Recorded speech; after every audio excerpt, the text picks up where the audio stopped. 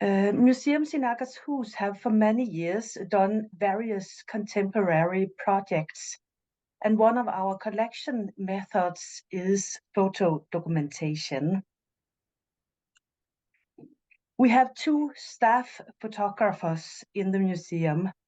Most of their time is spent on object photography, marketing photography, and exhibitions, but their expertise is also used for selected photo documentations, depending on which contemporary event we want to document. In 2020, we sent out our 2 photographers to do a photo documentation of the lockdown situation in Greater Oslo. They worked with the project in the first month of the pandemic, taking pictures using around 7 working days spread during the period. The result was around 400 pictures. On the 12th of March 2020, Norway was locked down from one day to the next. People were required to stay home, and only employees with vital positions were allowed to remain at the workplace. The airport became almost deserted after the lockdown. Train stations and ferries were emptied. Schools, kindergartens, sports arenas, libraries, and churches closed their doors to adults and children. Shopping centers, stores, hairdressers, restaurants, and pubs were closed. Only food stores and pharmacies were allowed to stay open with strict restrictions. Our 2 photographers documented this extraordinary situation while it was happening. Wandering around in an unreal reality, they took pictures of empty places that normally were crowded with people.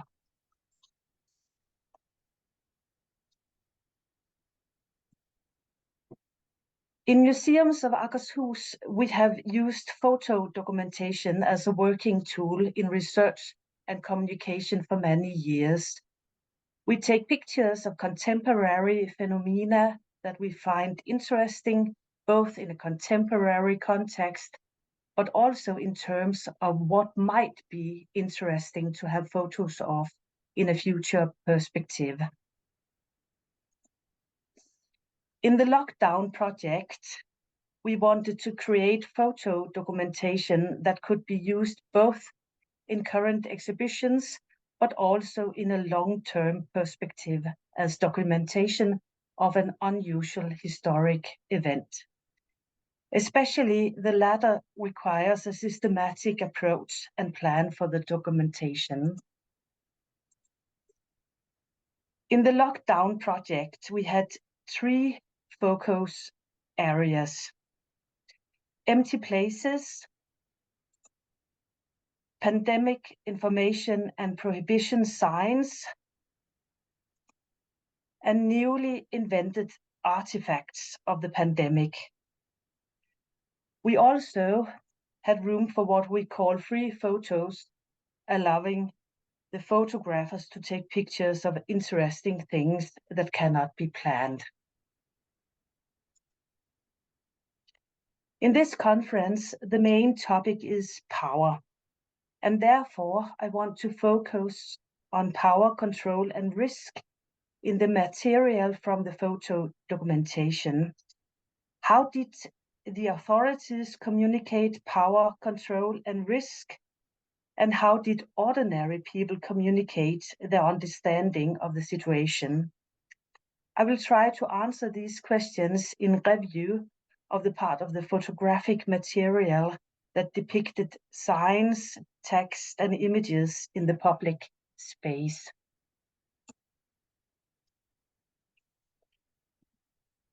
The first apparent official text outside in public areas indicate that the authorities were taken by surprise and were anxious to get control over the spread of the virus. Much were written in short, commanding terms and without politeness.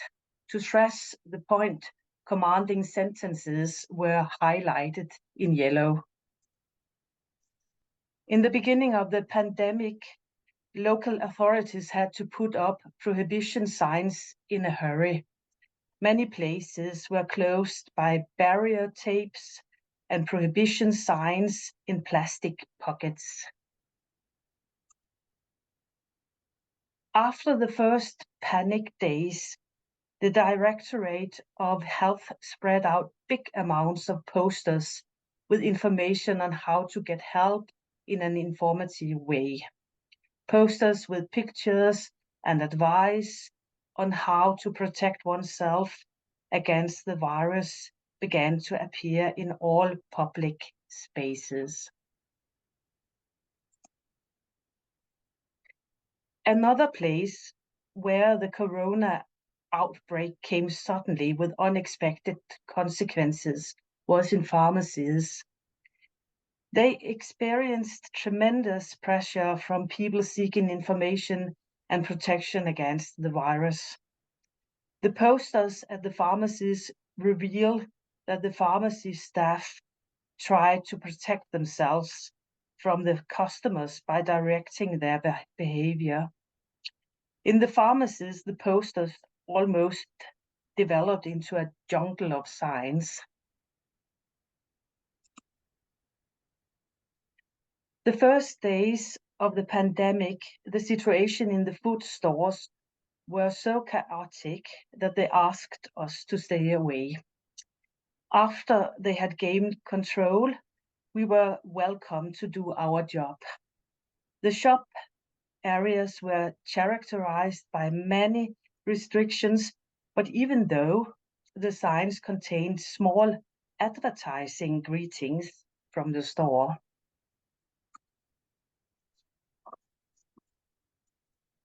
For most shopkeepers, the pandemic came as a shock. We found lots of handwritten posters apologizing to customers that they had been locked down by the authorities. Sorry was a most common used word.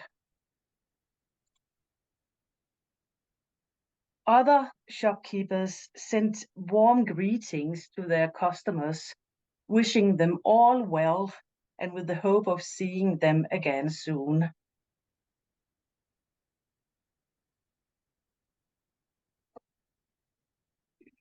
Schools and kindergartens put out warm-hearted handwritten posters with greetings, love, and wishes that everyone should experience care and love. Everything should go well. At crossroads, some weeks into the pandemic, signs of care started appearing in the surroundings.